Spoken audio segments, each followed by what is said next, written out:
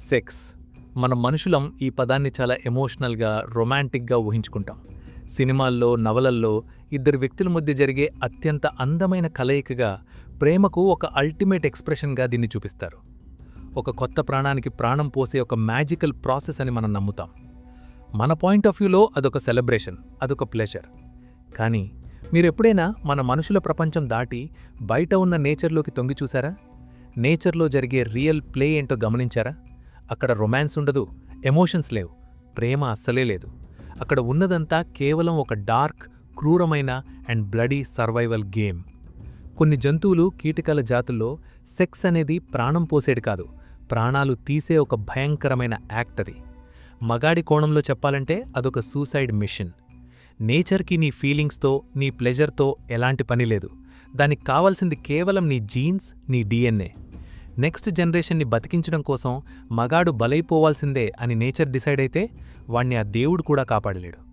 ఈరోజు మనం మాట్లాడుకోబోయేది ఆ డార్క్ అండ్ బ్రూటల్ రియాలిటీ గురించే. దీన్ని బయాలజీలో సెక్షువల్ క్యానిబాలిజం అని అంటారు. క్యానిబాలిజం అంటే తన జాతి జీవులనే తను తినేయడం. కానీ మేటింగ్ టైంలో, సెక్స్ జరుగుతున్నప్పుడే సొంత పార్ట్నర్ని చంపి తినేయడం అనేది నేచర్లో ఉన్న ఒక మైండ్ బ్లోయింగ్ కాన్సెప్ట్. దీనికి best and most popular example praying mantis. ఈ కీటకాల ప్రపంచంలో ఒక మగ కీటకం ఆడదాని దగ్గరికి వెళ్లాలంటేనే తన చావుని తనే కోరి తెచ్చుకున్నట్లు లెక్క. ఒక మగ ప్రేయింగ్ మ్యాంటిస్ చాలా జాగ్రత్తగా, సైలెంట్గా ఆడదాని దగ్గరికి అప్రోచ్ అవుతుంది. రెండూ మీటింగ్ స్టార్ట్ చేస్తాయి. అంతా నార్మల్గానే జరుగుతుంది అనుకునే లోపు ఆ ఆడకీటకం ఒక్కసారిగా వెనక్కి తిరిగి ఏమాత్రం కనికరం లేకుండా మగాడి తలని కొరికేస్తుంది. అవును, మీరు విన్నది అక్షరాల నిజం. సెక్స్ జరుగుతుండగానే ఇంకా బతికున్న మగాడి తలని కొరికి నమిలేయడం స్టార్ట్ చేస్తుంది. ఇక్కడ సైంటిఫిక్ ఫ్యాక్ట్ ఏంటంటే, తల తెగిపోయినా కూడా ఆ మగాడి బాడీ మేటింగ్ని ఆపదు, కంటిన్యూ చేస్తూనే ఉంటుంది. మనకైతే తలపోతే ప్రాణం పోయినట్లు, బాడీ పడిపోతుంది. కానీ ఈ కీటకాల నర్వస్ సిస్టమ్ ఎలా డిజైన్ చేయబడిందంటే, వాడి పొత్తిగడుపులో ఉండే నాడీ కణాలు, అదే గ్యాంగ్లియాన్ నర్వ్స్, మేటింగ్ ప్రాసెస్ని టేకోవర్ చేస్తాయి. ఇన్ఫ్యాక్ట్ సైంటిస్టులు చెప్పేదేంటంటే, బ్రెయిన్ కట్ అయిపోవడం వల్ల మగాడికుండే కొన్ని ఇన్హిబిషన్స్ అంటే కంట్రోల్స్ పోతాయి. దానివల్ల మేటింగ్ ఇంకా ఫాస్ట్గా, ఇంకా అగ్రెసివ్గా జరుగుతుంది. అసలు ఆ ఆడకీటకం అంత క్రూరంగా ఎందుకు మారుతుంది? దానికి మగాడి మీద ఏమైనా కోపమా అంటే కాదు, దానికి ఆకలి వేస్తుందంతే. తన కడుపులో పెరగబోయే వందలాడి గుడ్లకి చాలా హై లెవెల్ ప్రోటీన్ కావాలి. అంత ప్రోటీన్ ఉన్న ఫుడ్ కోసం అడవిలో ఎక్కడో వెతకడం ఎందుకు? ఎలాగూ నా కళ్ల ముందు ఒక మగాడు ఉన్నాడు కదా అని వాడినే ఒక ప్రోటీన్ షేక్ లాగా వాడేసుకుంటుంది. మీటింగ్ అయిపోయి స్పర్మ్ డెలివరీ అయిపోయాక ఆ మగాడితో నేచర్కి ఎలాంటి పని లేదు. వాడు బతికినా వేస్ట్, అందుకే వాడిని ఒక మీల్ ప్యాకెట్ లాగా వాడుకుంటుంది. పోనీ ఇది ఏదో ఒక చిన్న కీటకానికో పురుగుకో పరిమితం అనుకుంటే పొరపాటే.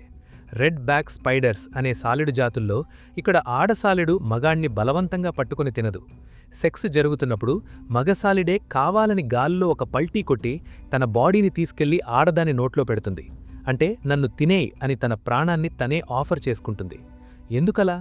దీని వెనుకున్న క్రేజీ లాజిక్ ఏంటంటే, ఆడది తన్ని తింటున్నంతసేపు సెక్స్ డ్యూరేషన్ పెరుగుతుంది. ఎంత ఎక్కువసేపు సెక్స్ జరిగితే వాడి స్పర్మ్ అంత ఎక్కువగా ఆడదాని బాడీలోకి వెళ్తుంది. అంతేకాదు, తన్ని తినేసిన తర్వాత ఆ ఆడది ఫుల్ అయిపోయి ఇక వేరే ఏ మగాడితోనూ మేట్ అవ్వదు. అంటే పుట్టబోయే పిల్లలు గ్యారంటీగా తనవే అయ్యుండాలి అనే ఒక స్వార్థం కోసం, తన బ్లడ్ లైన్ని సేవ్ చేసుకోవడం కోసం ఒక మగాడు తన ప్రాణాన్ని తనే బలి ఇచ్చేస్తున్నాడు. దీన్నే పెటర్నల్ ఇన్వెస్ట్మెంట్ అంటారు. అంటే తండ్రిగా వాడు పిల్లలకిస్తున్న ఆస్తి వాడి ప్రాణమే. సరే, ఇవన్నీ ఏదో చిన్న చిన్న కీటకాలు, పురుగులు, వాటికి బ్రెయిన్ ఉండదు కాబట్టి అలా చేస్తాయనుకుంటాం. కానీ ప్రాక్టికల్గా ఆలోచించే జంతువుల్లో ఇలా జరగదు కదా అనుకుంటాం. కానీ ఆస్ట్రేలియాలో ఉండే యాంటికైనెస్ అనే ఒక చిన్న ఎలుకలాంటి జంతువు స్టోరీ వింటే అసలు నేచర్ ఎంత సైకోలాగా బిహేవ్ చేస్తుందో అర్థమవుతుంది. ఇవి ఆడవాటి చేతిలో చావో, తమన్ని తావే చంపేసుకుంటాయి. వసంతకాలం రాగానే ఈ మగ యాంటికైనెస్కి పిచ్చి పట్టినట్లు అవుతుంది. వాటి బాడీలో టెస్టోస్టిరాన్ లెవెల్స్ ఒక రేంజ్లో పేలిపోతాయి. కంటిన్యూస్గా, నాన్ స్టాప్గా దొరికిన ప్రతి ఆడదానితో సెక్స్ చేస్తూనే ఉంటాయి. తినడం, పడుకోవడం అన్నీ మానేసి కేవలం మేటింగ్ కోసమే రక్తం మరిగిపోయి జాంబీల్లా తిరుగుతాయి.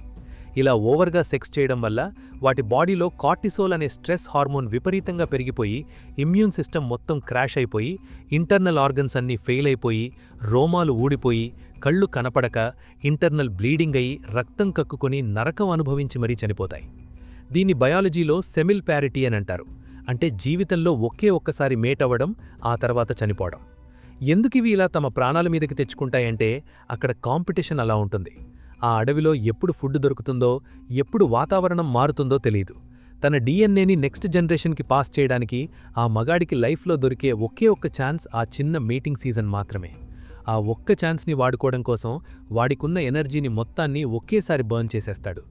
వాడి పాయింట్ ఆఫ్ వ్యూలో రేపు నేను బతికున్నా పెద్దగా పీకేదేలేదు, నా జీన్స్ని ముందు తరానికి పంపించడమే నా లైఫ్ గోల్, దానికోసం నేను చచ్చిపోయినా పర్లేదు అని ఫిక్స్ అయిపోతాయి. అసలు నేచర్ ఇదంతా ఎందుకు డిజైన్ చేసింది అంటే ఎవల్యూషన్ అనేది ఎప్పుడూ ఒక ఇండివిజువల్ ప్రాణం గురించి ఆలోచించదు. నువ్వు బతికున్నావా, చచ్చావా, నీకు నొప్పి వస్తుందా, నువ్వు ఏడుస్తున్నావా అనేది నేచర్కి అనవసరం. దానికి కావలసింది రీప్రొడక్టివ్ సక్సెస్, అంటే ఒక జాతి అంతరించిపోకుండా ఎలా సర్వైవ్ అవుతుంది అనేది మాత్రమే నేచర్ లెక్క. ఒక రకంగా చెప్పాలంటే బయాలజీ దృష్టిలో మగాడి శరీరం అనేది ఒక డిస్పోజబుల్ కప్పు లాంటిది. అందులో ఉన్న డిఎన్ఏ అనే జ్యూస్ని ఆడదానికి చేర్చడమే ఆ కప్పు పర్పస్. ఆ డెలివరీ అయిపోయాక ఆ కప్పుని ఉంచుకున్న వేస్టే, అందుకే దాన్ని డస్ట్బిన్లో పడేస్తుంది నేచర్. ఆడజీవుల బాడీ అలా కాదు. అవి ప్రెగ్నెన్సీ మోయాలి, పిల్లలకి ఫీడింగ్ ఇవ్వాలి, వాళ్ళని ప్రొటెక్ట్ చేయాలి. సో వాటికి చాలా ఎనర్జీ కావాలి, అవి ఎక్కువ కాలం బతకాలి. అందుకోసం మగాణ్ణి బలి చేసినా నేచర్కి ఎలాంటి ప్రాబ్లం లేదు. ఇవన్నీ వింటుంటే మారల్స్, ఎథిక్స్, పవిత్రమైన ప్రేమ ఇవన్నీ మనం బతకడానికి క్రియేట్ చేసుకున్న భ్రమలు అనిపిస్తుంది కదా. అడవిలో ఒక ఆడజీవికి మగాడు అంటే ఒక స్పర్మ్ డోనర్, అలాగే పిల్లల కోసం వాడుకునే ఒక మీల్ ప్యాకెట్. మగాడి ప్రాణం కన్నా రేపు పుట్టబోయే పిల్లల ప్రాణమే నేచర్కి ఇంపార్టెంట్. సెక్షువల్ క్యానిబాలిజం అయినా, సూసైడల్ రిప్రొడక్షన్ అయినా ఇవన్నీ ప్రకృతి ఆడుతున్న ఒక భయంకరమైన survival game. So last and ఫైనల్గా ఈ అనాలిసిస్ మనకు చెప్పేదేంటంటే సెక్స్, అట్రాక్షన్ అనేవి నేచర్ వేసిన ఒక అందమైన ట్రాప్. ఆ ట్రాప్లో పడిన మగాడు తన జెనెటిక్ కోడ్ని ముందుకు పంపడం కోసం తన ఉనికినే చెరిపేసుకుంటాడు. నేచర్ దృష్టిలో మగాడి డెస్టినీ ఏంటంటే ఒక కొత్త లైఫ్ని క్రియేట్ చేయడం కోసం తన సొంత లైఫ్ని త్యాగం చేయడం. అందుకే మనం ఎవరితో అయినా చేసేయొచ్చు, కానీ పెళ్లి చేసుకున్న పెళ్లాంతోనే పిల్లల్ని కనాలి, లేదంటే వాడికి చావే.